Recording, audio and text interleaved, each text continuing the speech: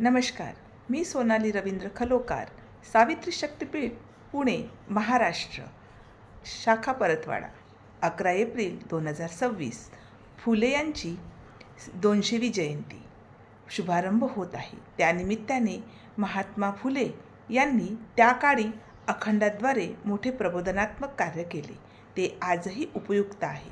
जाणून घेऊया त्यापैकी एक अखंड व त्याचा भावार्थ.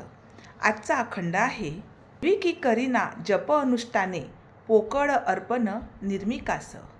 विवेकी ढळीना दिनरेडक्यांना, त्यास भादरीना न्हाव्या हाती.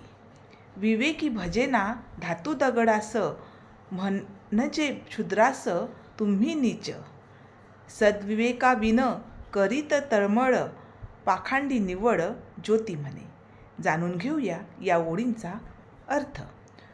जो मनुष्य विवेकी म्हणजे शहाणा आहे, तो केवळ जप, अनुष्ठान आणि दिखाऊ अर्पण यांना महत्त्व देत नाही, कारण बाह्य दिखावा निरर्थक असतो.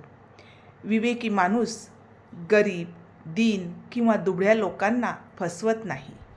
तो त्यांना त्रास देत नाही किंवा अन्याय करीत नाही.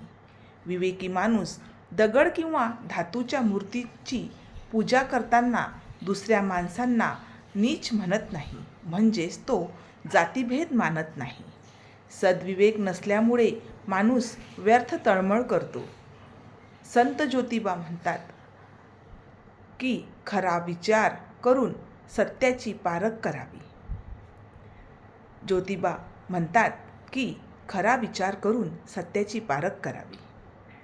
या ओळींचा भावार्थ असा की या ओळीत महात्मा फुले सांगतात की माणसाने अंधश्रद्धा, दिखावा, जातीभेद सोडून विवेक, समानता आणि सत्याचा धर्म स्वीकारावा. महात्मा फुले यांनी दिलेला संदेश आजही उपयुक्त आहे.